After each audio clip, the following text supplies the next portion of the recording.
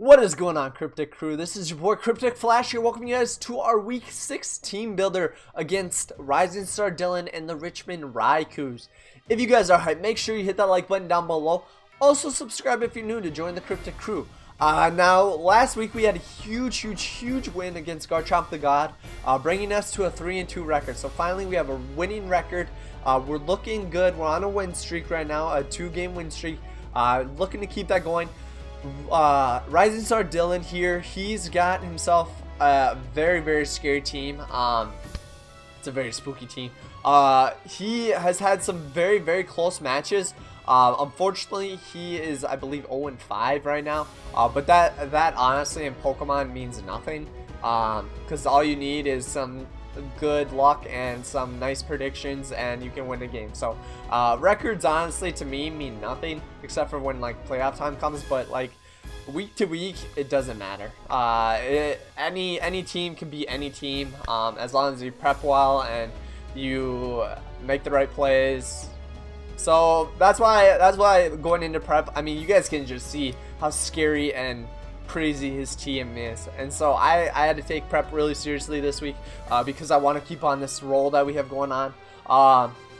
Hopefully we can. So first up, we're gonna go over his team, see what he's bringing or what he could bring, what threats he has. First up is that Nidoking. Now Nidoking really spooks my team just because of all the coverage that this thing gets. He gets Earth Power, Ice Beam, Flamethrower, Thunderbolt. Like, this thing gets all the coverage in the world. It could be physical, special, run Life Orb. The thing I don't want to see, you guys, is a Choice Scarf Nidoking. If I see a Choice Scarf Nidoking, if I see that scarf around his neck, I might cry. I might cry a little bit. We have answers for a Choice Scarf Nidoking, but they're limited. So, hopefully, we don't see that.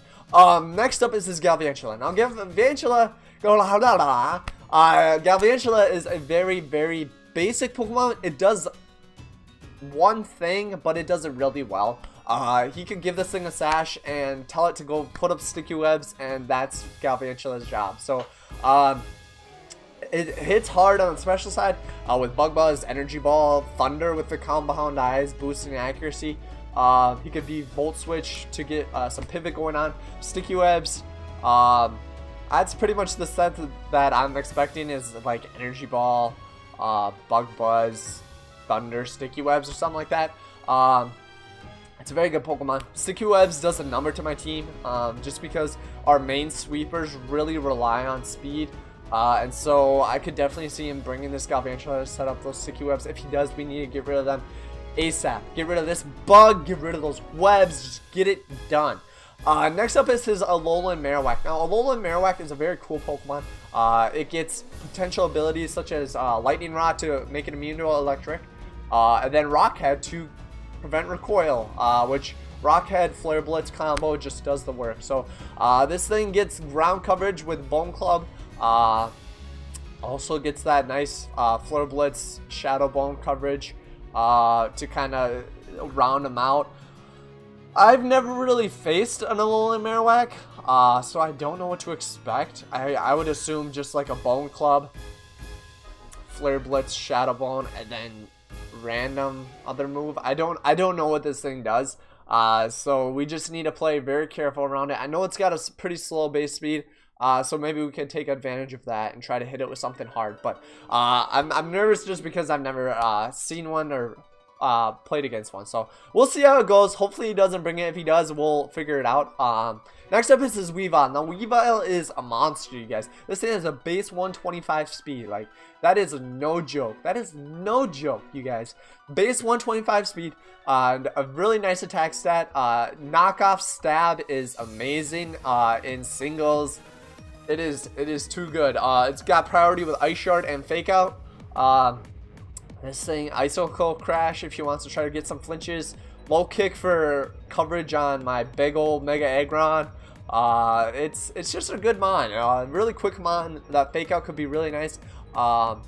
We have an option to outspeed this thing if it's Jolly Max Speed, but if it's holding a Scarf, we're not outspeeding it in any world. Next up is his Espeon. This thing has a really nice speed set as well. It's a base 110 speed time with our Latios. Gets coverage with Shadow Ball, Psychic, Psyshock, Dazzling Gleam. If he wants to get kind of crazy, he can go ahead and do that. If he sets up sub Calm Minds, that could be kind of spooky. This thing also has that Magic Bounce ability, which is super nice. Bouncing rocks and status conditions back to you. So we need to just be very careful about when we set up our rocks if he does bring this thing. Because I would hate to just bounce them back to my side. That would be super annoying. Next up is this Gliscor. Gliscor has a crazy defensive stat. Has nice stab with Earthquake. Of course, Earthquake stab is amazing. It gets knockoff. It could be a Stealth Rock, Defogger. This thing gets Poison Jab for fairy coverage. This thing gets X Scissor. I could see Poison Jab if he brings it just because of Primarina. And if he wants to predict a switch into Primarina, I don't think I would ever switch a Primarina in on this thing just because Primarina has kind of booty defenses. But if he predicted it or whatever, he could hit us with a Poison Jab and do the work. So something we need to watch out for. The Poison Heal ability is always good. He just statuses himself and just kind of rides that one all the way home. So if somehow, I don't have anyone really to get a burn on this thing, but that would be cool. That would be cool. Steal that Poison Heal, burn them, and cripple them. That'd be amazing. Next up is Sylveon. Sylveon is a great evolution. Probably one of the better ones, I would say. He's got 3 evolutions, you guys. That's amazing. Espeon, Sylveon, and Vaporeon. But Sylveon could be a nice Wish Passer with Baton Pass. It could be a Calm Mindset with Substitute to try to set up on us. Hyper Voice is so good.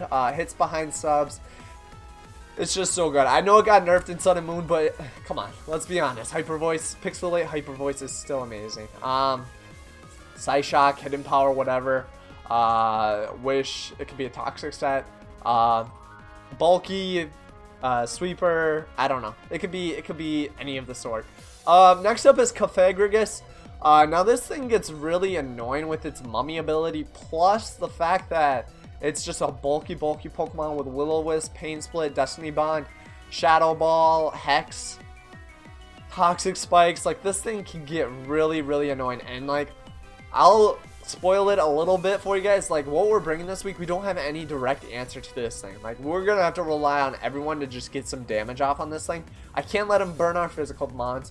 I can't let him set up Toxic Spikes and get away with it. Like, we need to, if we see this thing, we need to try to get rid of it as soon as possible, because it could be very scary for our team. Next up is a Lopunny. Now, this is just a regular Lopunny, not Mega. Actually, looking at his team, he actually doesn't have any Megas or any Z Crystals, so that's something to definitely keep in mind. That's good and bad. Good in the fact that we don't have any crazy Mega Super Saiyan Pokemon to go ahead and contend with, but negative in the fact that, like, all of his mons now, they can hold any which item. Doesn't matter, so that'll be a little bit harder to predict, since how every Pokemon is gonna probably hold something different. So that's just the only downside to him not having a Mega, is it makes it harder to predict items, but that's fine. It's not that big of a deal. I don't see it being that big of a deal. Lopunny, Fake Out, could be a Jump Kick, Baton, Healing Wish, something crazy. I don't know. I don't really know what regular Lopunny does. I know what Mega Lopunny does. Ice Punch, Fake Out, High Jump Kick, Return. So we could see something similar with this. I've seen Fake Out Last Resort though, and if he does bring this thing, I'm gonna be a little weary of it. I don't think this thing does much to Mega Aggron, if he does bring it, so that may be the option that we go. But you could Scarf. If he's Fake Out though, I wouldn't see a Scarf, but I don't know. I don't really know what this thing does. I'm not too worried about it, to be honest. But next up is Zapdos. Zapdos is kind of spooky. It's a big, bulky bird with Thunderbolts. If he brings Galvantula, though, I don't know if he's going to bring Zapdos. Zapdos gets nice coverage with Heat Wave, Signal Beam, Hidden Power, what have you. A Defog, Roost. Like, this thing is pretty sweet. If he Roosts and we go for an Earthquake, though, could do the work. We could do the work. But this thing is just, it's a cool Pokemon. It's my favorite legendary bird. I love Zapdos. I think it even gets U-turn in case he wants to be safe and not have any ground types come in on his Volt Switch when he's trying to get momentum. But if Zapdos comes, we gotta try to get our rocks up as soon as possible to try to kind of whittle this thing down, because if you just let it sit and roost up on you and all that stuff, just chip away at your team, it can do the work. So something to note. Next up is this Cobalion. Now we have to Terrakion, so it's kind of a legendary lions. Is that what they're called? Lions? Beasts? They're not the beasts, I don't think. What are they? I don't know. They're the Justified Trio, but this thing can be really spooky. It can be special, physical, with close combat, Iron Head. If he wants, he can run Volt Switch to try to get momentum. Stealth Rocks for hazards. If we let him set up, this thing's base 108, so we can't let him set up a Sword Stance with the sticky webs, because this thing can sweep. It's a very scary Pokemon, you guys. He could run it Scarfed, he could run it Life Orb, he could run Band. The options are endless with this thing, you guys. I'm thinking that he's probably gonna bring it. It kind of spooks my team a little bit, but we will persevere and get through, you guys. I believe. Next up is a Vaporeon. Now Vaporeon is a very, very, very, very good Pokemon. I think that this is probably, it's one of the best evolutions for competitive, in my opinion. I think that it goes Umbreon, just because of Umbreon's insane bulk. And then this thing, Vaporeon, just because bulky Pokemon walls are so good. And this is not just a wall, this is a support wall. It can have Heal Bell to heal status ailments. It can have Wish, Wish Baton Pass, Skull, Toxic. This thing is bulky, doesn't like to die, so we're gonna have to Toxic it and just let Poison do the work. So that's kind of my option for this thing. I mean, we have other options just in case we can't get the Poison off, but that would be my ideal way to deal with this thing, is just somehow get a Poison off on it and just kind of let it whittle him down. Or if not, I mean, we have Helios to hit it hard. We have other Pokemon to try to hit this thing hard, to try to take care of it. But I'm going to go over my team real quick.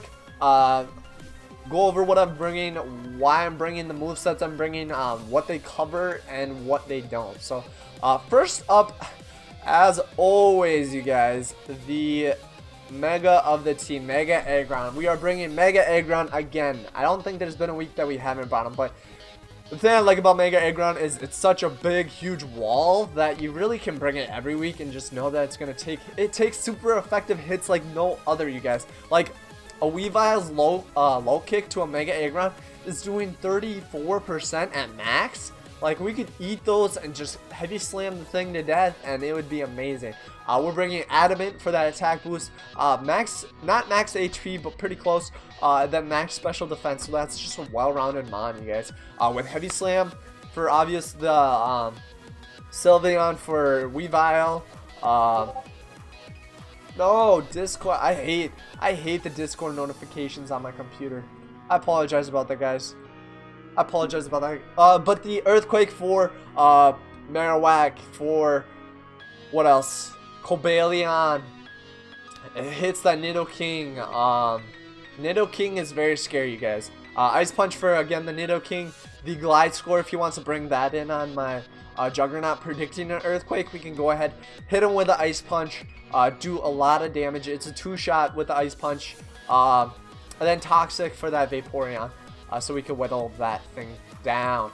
Holding the Aggronite, obviously we have the Mega Evolve, but that is our Mega Aggron. I want Mega Aggron to actually like pick up some kills.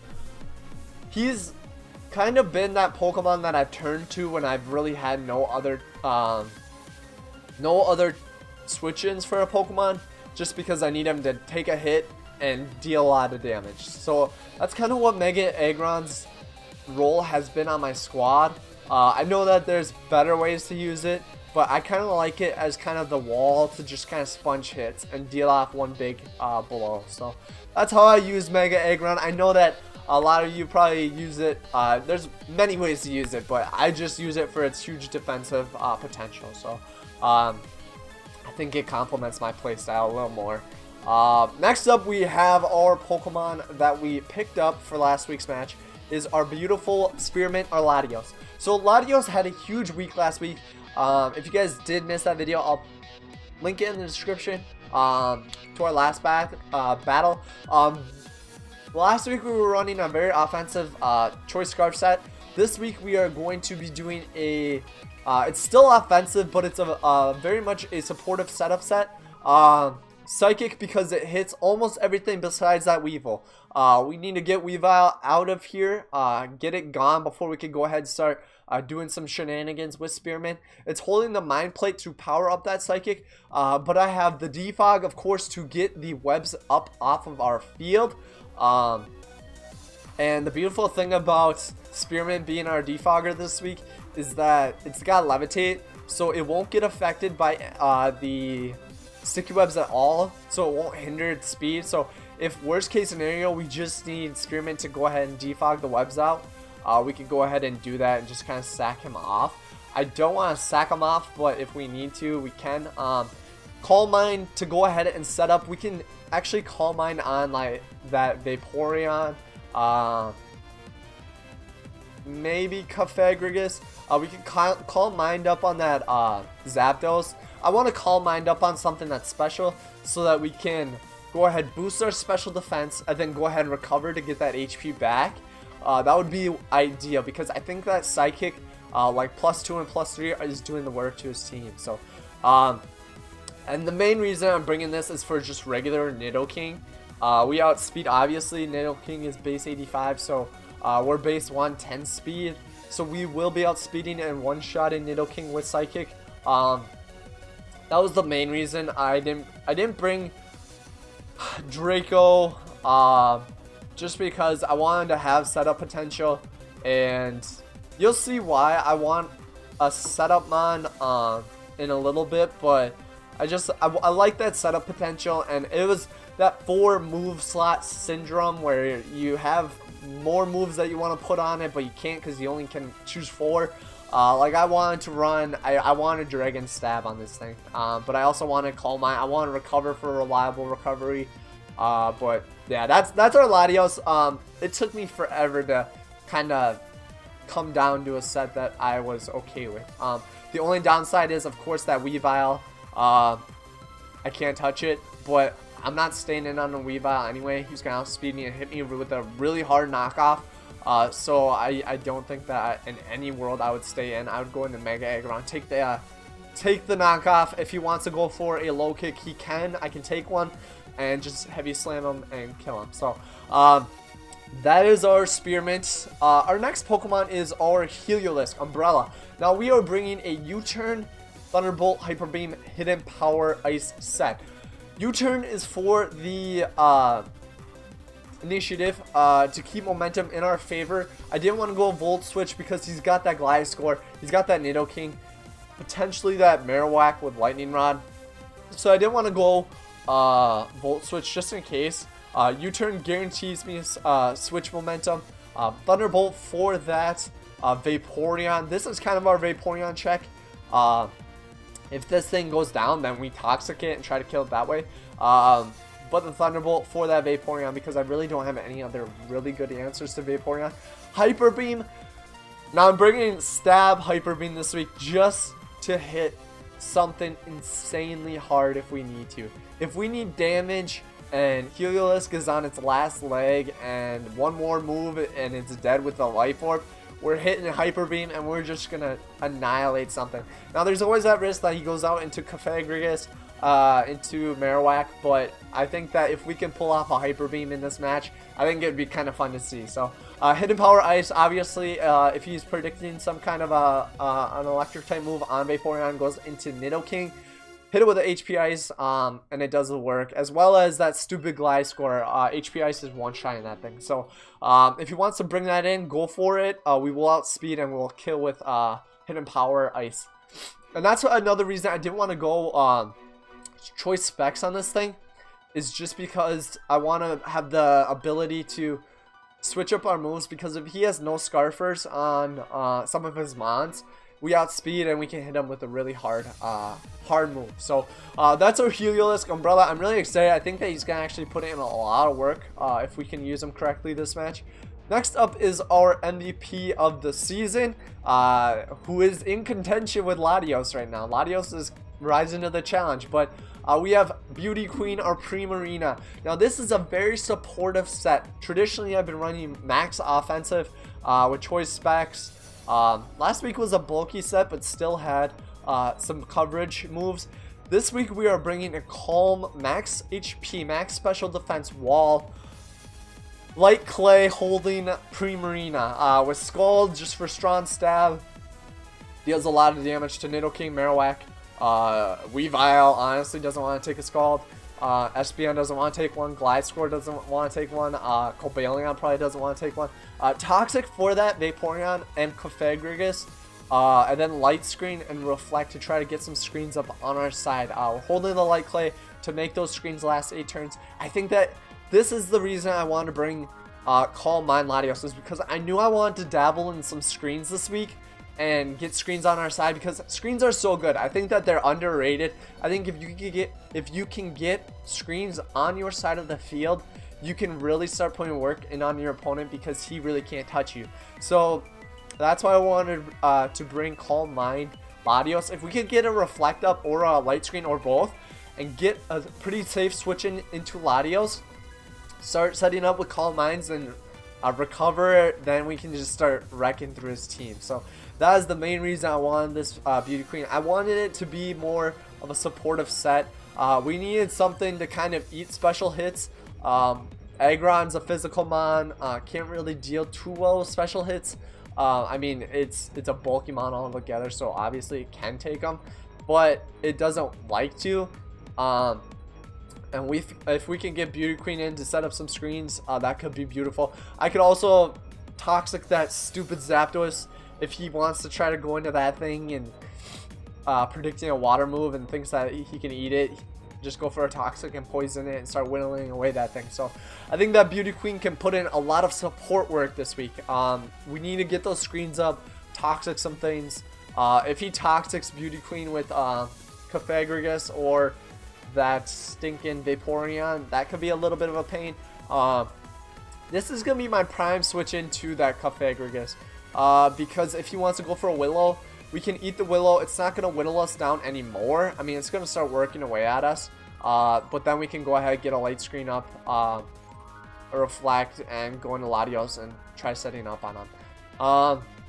I don't want Primarina getting status, but if it has to, like if I have no other switch into a Willow, it's either going to be this thing or it's going to be our Heliolisk. Actually, looking back on it, Heliolisk handles this thing pretty well.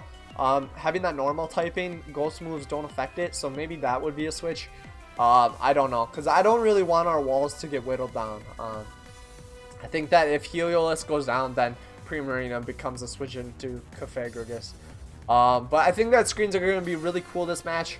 If we can get them off, I really hope we can. But they would be pretty epic if we can have some screen setup action. Our next Pokemon is our bully, our Terrakion. Now, Terrakion I brought with the Choice Scarf Adamant. Our Adamant, I have enough speed in this thing to outspeed a jolly max speed Weavile. Weavile is the fastest thing on this team. I have enough speed investment on this bully to outspeed that thing and to outspeed a jolly Scarfed Nidoking. In case he does bring max speed Nidoking with the Scarf, we do have enough speed. We one-shot with Earthquake. So that's why we need to keep webs off our field. So, because speed matters a lot to us. Close combat, strong stab, Weavile kills Lopunny. It is a roll on whether it kills Cobalion, but it's a roll in our favor. So if we can get some chip on that thing, we can do some major damage with close combat. Stone Edge for the Galvantula hits that Zapdos really hard. Iron Head for that Sylveon, and then Earthquake for pretty much Nidoking, Marowak, Cobalion if we don't want to go for a close combat for whatever reason, or if we're locked into Earthquake and have to go for it, it really hurts that Cobalion as well. So I think that bully late game can be really clutch. As long as we keep those webs off the field. That's mission number 1. And then last but not least, returning is Grumpy Lumps, or Hippowdon. Impish nature, boosting its defense. It's got a spread defensive EVs at the max HP, so I can pretty much tank any hit. Earthquake for all the reasons that all the other Pokemon have Earthquake. Ice Fang for that Gliscor. This is going to be my primary Gliscor switch in. Is going to be Grumpy Lumps. Get in on that thing. Earthquake from a max attack Gliscor is only doing about 30 to 35% to this thing. And then Ice Fang is doing over half. It's a 2-shot. We can go ahead, hit him, take a hit, slack off, Ice Fang, slack off, Ice Fang. It's going to be our Rock Setter, Grumpy Lumps. So we could go ahead and get rocks to hurt that Marowak, the Galvantula, or the Zapdos as well. We're rocking Sandstream this week because we have the Mega Aggron. We have Terrakion, who kind of benefit from that. And his team, I mean, besides the Nidoking and Gliscor, Cobalion as well, but none of his other Pokemon like the sand, so I just figured I'd bring it. Part of me debated on if he brought the, because here's what I think he's gonna bring. I think that ground has a huge, amazing matchup on my team. I didn't bring Darmanitan. I'm really nervous about that Galvantula. I didn't bring Darmanitan because Darmanitan, I mean, it hits everything, but I figured that I'd have to Scarf it in order for it to outspeed things like Weavile and Cobalion. And I wanted to bring Terrakion just because Terrakion has amazing stat coverage against this team. And it has a little bit of an attack stat. And so that's why I kind of lean more towards Terrakion over Darmanitan. Hope it doesn't bite me in the butt. I'm really nervous about the Galvantula. And that's why I didn't want to like choice myself into Flare Blitz to try to, because I'm thinking this thing's going to be Focus Sash, right? So he can guarantee webs, and try to do some shenanigans there. And so I'd have to do 2 Flare Blitzes and just take a lot of damage. And that wasn't really worth it to me. So our plan against Galvantula, if he brings it, he's probably going to lead with it. We're going to go Heliolisk, U-turn out into Terrakion, and actually into Latios, and kill him with a Psychic, and then take it from there. I think he's bringing Nidoking, Galvantula, Gliscor, Weavile, Vaporeon, and probably Cofagrigus, just because that thing is bulky. If he doesn't, I will be super happy. If he doesn't bring Vaporeon and Cofagrigus, I don't want to deal with both of them. I would prefer to only deal with one. I prefer to deal with 0. But I think that we have the Pokemon that can handle this team. Screens and setup with Latios could be super fun. I'm really hoping that we can get that off. But that is the squad. Let me know down in the comments down below what you guys think. Who you think will be the MVP of the match.